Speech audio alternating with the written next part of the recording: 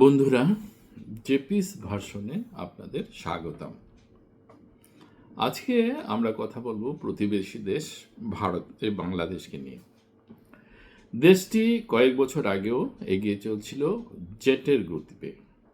GDP গ্রোথে ভারতকেও ছাড়িয়ে গেছিল এবং সারা পৃথিবীতে একটা আলোচ্য বিষয় ছিল যে বাংলাদেশ তার জিডিপি রেট এত বাড়িয়ে কী করে নিল এবং এত জনসংখ্যার দেশ হয়েও তারা এগিয়ে চলছিল রকেটের গতিতে। তারপরে সেই সুখ আর সইল না, হলো শয়তানের প্রবেশ। মোল্লাতন্ত্র এসে ঢুকল।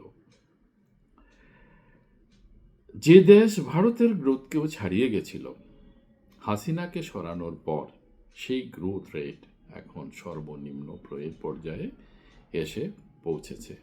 সেই দেশে এখন হাহাকার। ফ্যাক্টরিগুলো বন্ধ হয়ে যাচ্ছে, বিদ্যুতের অভাব, কর্মীদের ছাঁটাই করে দেওয়া, আঞ্চলিক বাজারে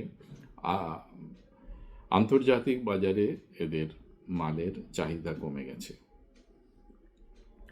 খাদ্যের দাম বেড়ে হয়েছে আকাশচুম্বী। সাধারণ খাদ্য এগুলো হয়েছে টমেটো, ডিম 200-300 টাকা কিলো। রাস্তায় রাস্তায় শুধু এজিটেশন আর এজিটেশন, খালি ধর্মঘট আর ধর্মঘট। চলছে মৃত্যুর হার, হিন্দু নিধন চলছে প্রখারে, মানুষকে পশুর মতো জ্বালিয়ে দেওয়া হচ্ছে। হিন্দু কিছুদিন আগে দীপু দাসকে জ্বালিয়ে দেওয়া হলো চোখের সামনে।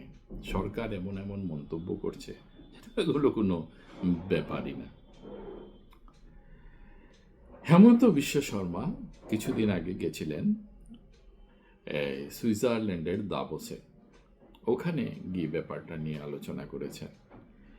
বাংলাদেশের যে কট্টরপন্থীরা এখন টেরোরিজমকে তাদের হাতিয়ার হিসাবে বেছে নিয়েছে।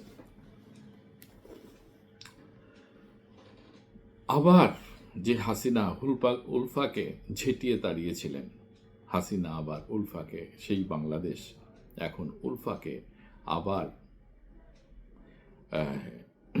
এসে ওদেরকে আশ্রয় দিচ্ছেন। কিছুদিন থেকে লক্ষ্য করা যাচ্ছে, হেমন্ত বিশ্ব শর্মা বললেন, কিছুদিন থেকে আমরা লক্ষ্য করছি যে উলফা বাংলাদেশে আবার ঘাঁটি কেড়ে বসেছে।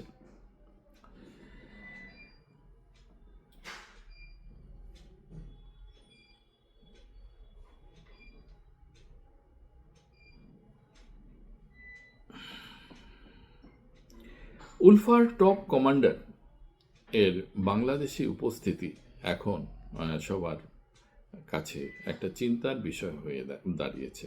বিশেষ করে আমাদের চিফ মিনিস্টার এবং সিকিউরিটি এজেন্সিগুলো এটা নিয়ে অত্যন্ত চিন্তিত হয়ে পড়েছেন। উলফা আবার বাংলাদেশে কি করে ঢুকলো? আওয়ামী লীগের সময়ে আওয়ামী লীগের সাহায্যে এইসব যারা টেরোরিস্ট অর্গানাইজেশন, এগুলোকে হাসিনা সরকার অনেকটাই কন্ট্রোল করে ফেলেছিলেন। কোনো অসুবিধা হচ্ছিল না। বাংলাদেশ থেকে আমাদের যে থ্রেট, সেই থ্রেট অনেকটাই কমে গেছিল।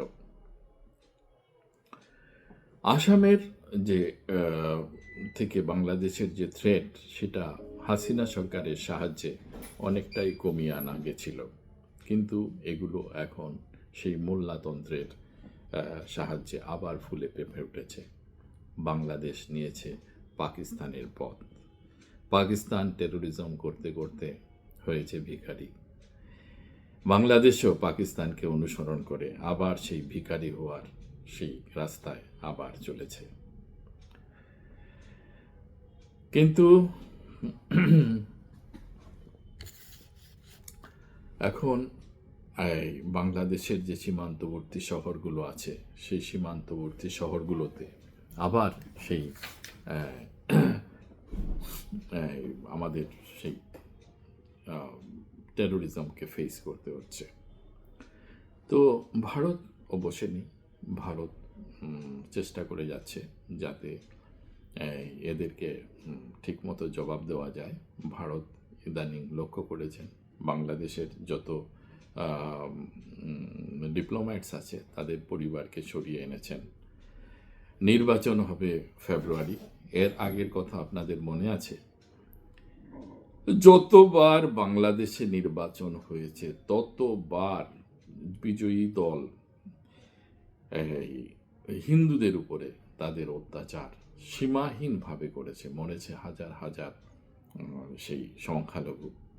এবারও সেই জিনিস যে হবে না এটার কোনো নিশ্চয়তা নেই, হবার সম্ভাবনা অনেক বেশি। সুতরাং সেইভাবে ভারতকে এবং বিশ্বমহলকে সচেতন হতে হবে। বাংলাদেশ কি শেষ পর্যন্ত পাকিস্তানের মতো সেই কটোরা অর্গানাইজেশন হবে? একটা ফেইলিওর, যে দেশটার এত ছিল, ভবিষ্যৎ ছিল, শুধু সেই মোল্লাতন্ত্রকে প্রতিষ্ঠা করতে গিয়ে আবার কি সেই দেশ সেই ভিখারি অর্গানাইজেশন, ভিখারি দেশ হবে? বন্ধুরা, আপনারা আপনাদের মন্তব্যে জিনিসটা আপনারা বলবেন, আর আমার এই চ্যানেলটাকে একটা লাইক এবং সাবস্ক্রাইব করে দেবেন। আশা করি ভবিষ্যতেও আমরা আরও এ ধরনের ভালো ভালো তথ্যমূলক তথ্যমূলক বক্তব্য আপনাদেরকে দেব। ধন্যবাদ।